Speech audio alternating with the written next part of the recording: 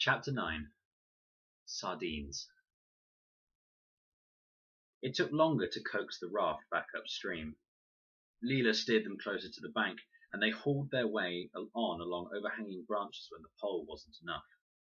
The branches hung low, and all four were covered in ants and spiderwebs by the time they reached their home stretch of river, with fresh scratches on their hands. "It was here," said Con. "I recognized the way those vines wrapped around that branch." The branch stuck out conveniently over the river. It was perfectly placed to act as a mooring branch. It jutted out at the ideal angle, right above the bank of the black Amazon soil. Fred stood, wobbling hard on the raft. "Watch it," said Con. The branch was just over his head. It was covered in tendrils where it met the tree, and shone green in the sunlight. He grabbed hold of it, tied a loop in the end of his liana rope, and hung it over the branch. "That's perfect," said Leela. "Like a coat hook for our boat." "It is perfect." Fred stayed standing, looking up at the branch in his hand. He peered closer. "It's perfect because someone made it perfect." There was a beat of silence. Then, "What do you mean?" asked Con. She spoke very quietly. Fred didn't answer. He moved the branch to and fro under its covering of vines. It creaked backwards and forwards under his hand. The vines wound like a rope around it in a figure of 8, repeated over and over. "It didn't grow here. It's been tied on." Max was staring open-mouthed. "Who did it? Did you?" "No, Maxie," said Leela quietly. "Not him. Somebody else." Fred looked behind him. A gust of wind caught a pile of fallen leaves and spun them across the forest floor. The back of his neck prickled. He reminded himself again that trees do not keep secrets. They walked back to the clearing in single file. Fred came last. He turned to look backwards at every step. The rustling in the branches seemed to follow them, but it was just the wind, he told himself. Wind is a trickster. It plays havoc with your courage. The fire still had hot embers at its heart, and Fred lay down on his stomach in the grass and earth, blowing at it like a bellows, his chin inches from the fire. His eyes were red and smoky by the time it was rekindled, but the roar of it sent a wave of relief through his chest. The fire was the closest thing they had to a weapon, and its warmth felt like safety. Leela was arranging their shoes, which had been soaked on the raft, in a circle around the ashes. "Can I see the thing you found in the water?" she asked. Fred held it out. Most of the writing was covered in rust, but he could see, written on its base, the ingredients. "Look at the bottom," he said. "It says, 'Canned in Plymouth.'" Leela looked blank. "Plymouth is in England," said Fred, "down by the sea." "I didn't know you had fish in England," said Max. "Of course we have fish. What do you think we eat?" said Con. "Crumpets," said Max. "And cigars."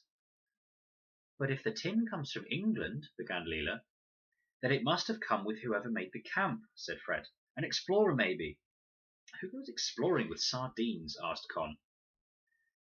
"People used to come out here with all sorts of things, pianos and china ornaments. Sardines seem normal in comparison," said Fred. He felt a hot surge rising in his chest. If the person who had made the camp had been English, he might have been one of the explorers from the newspapers Fred had read, one of the explorers who never returned. Percy Fawcett, Simon Murphy, Christopher McLaren. "I had a book," said Fred, "about a man called Hiram Bingham. He was climbing when he came across a whole city built by the Incas. It wasn't exactly discovering, because some of the Peruvians knew about it, but nobody else did. Can you imagine? It would be like suddenly finding the ruins of Birmingham in 1,000 years' time." Leela moved closer. Her eyes were set far apart in her face, eyes that could look full of many different things at once, and now they radiated curiosity. "I've heard about it. It's called Machu Picchu." "Yes, that was the name. Usually, though, the men just go missing." "Like us," said Max. "Sort of," said Fred, "except usually it's because they're dead, which we're not." "Yet," said Con ominously. Fred ignored that. "And there was this man called Percy Fawcett. He was looking for a ruined city. He called it the City of Zed.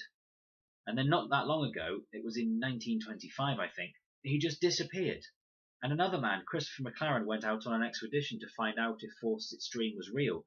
He was my favourite. He wrote letters about waking up to find maggots growing in the crook of his elbow." "Oh, how lovely," said Con. "Did the maggots get him?" Nobody knows. He sent a telegram, and then he disappeared. Fred hesitated. I memorized it, actually. How does it go? Asked Leela. Fred cleared his throat. Just a line from this last outpost of civilization to advise you that I am about to go out of communication. I am well and fit, and there is every hope of a successful issue to the expedition, risky as it is in some ways. Con raised both eyebrows. Well, he sounds fun. Newspapers want people to sound like that, as if they have very clean shoes. But I know he wasn't like that. The other men said he was the maddest and bravest of a mad, brave generation. Why did you memorize it, though? Fred blew on the fire again so they couldn't see his face reddening.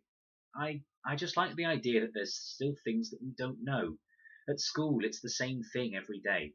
I liked that it might be all right to believe in large, mad, wild things. The journey on the raft had taken up the whole morning, but still the afternoon stretched ahead of them, thick and green and vibrating with heat. We need more wood, said Fred. They would burn through what they had left by the time dark came. They needed so many things, he thought, food, and a plan, or a map, or a passing ship. But at least wood was something he knew where to find. His vision swam as he stood. He was growing weaker, and the blood in his veins felt thinner. At first, Fred went fast, his head down, marking the trees with an X scratched in the bark, watching his feet amongst the roots and fallen branches. But soon he began to slow. There was so much to look at, so much that was strange, so much that was new and vast, and yet so very palpably alive. The trees dipped down their branches, laden with leaves broad enough to sew into trousers. He passed a tree with a vast termite's nest as big as a bathtub growing around it, which he gave a wide berth. The greenness, which had seemed such a forbidding wall of colour, was not, up close, green at all. Fred thought it was 1,000 different colours, lime and emerald and moss and jade and a deep dark, almost black green which made him think of sunken ships. Fred breathed in the smell. He'd been wrong to say it was thick, he thought. It was detailed. It was a tapestry of air. The trees clustered more closely together the further he walked. The light grew dimmer, though he was sure it was still mid-afternoon, a deep green filtering down through the roof of leaves and vines. He heard something move in one of the green bushes that clustered around his feet. Hello, he called. He stepped backwards. Hi! And as he called, something sharp scraped against his arm. He leapt and jumped away, swearing, and felt his mouth fill with the taste of fear, fire than tin. But it wasn't a snake, or even a spider. Just being stupid, muttered Fred. It was just a bush. Or perhaps it wasn't even a bush. He leant closer. It was a clump of spiky fruit. A pineapple, he whispered aloud. Fred felt his fingertips prickle, shot through with a spark of discovery. This, he thought, was what must be what Columbus had felt like. He reached out to pull the fruit from its throne of leaves, and then snatched his hand back, watching blood swell from a serrated gash in his thumb. Ah! He whispered. He braced himself, wrenched up 5 of the biggest pineapples, and set off on a run. A slightly jolting run, checking every few trees for the X and doubling back 3 times. But at last he burst through the trees and into the edge of the clearing. He was met by a scream. Get back! Leela was standing in front of Max, one arm pushing him behind her, a stick pointed in the direction of Fred's throat. Con stood behind her, fists raised. I brought some pineapples, Fred panted. Then, slowly, he took in the scene and grinned.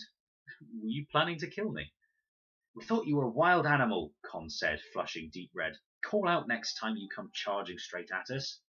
It was Max who saw the pineapples in his arms. He gave a roar of joy that shook the fire and sat down, his teeth bared ready. He held out both hands. Mine! Mine! Mine! He said. Fred turned the pineapple in his hands, looking for a way in. Gingerly, he bit into the side of the fruit. A spike got up his nose, and another into his gums, but the juice was the most spectacular thing he had ever tasted. It was sweet and warm, and it sparked on his tongue. It's amazing, he said. It's like eating electricity. Con took a bite of hers. It's more like waging a war that seems fair for dessert, she said. Fred used his nails to scrape away the skin and dug out a handful of flesh. He handed it out to Max. Here, you'll like it. Leela was bent over her fruit, her plaits hanging over her lap. Now she looked up and grinned. "Are you sure you wouldn't like a flint?" she said. She'd cut into her pineapple with one of the arrowhead flints and carved out rough, palm-sized chunks. She laid them out in a row. "Oh, that might be an improvement," said Fred. Somehow he had pineapple juice in his ear. Con laughed. Leela hacked the fifth pineapple into quarters. "For breakfast," she said, and wrapped each piece in a large leaf and stacked them outside the den.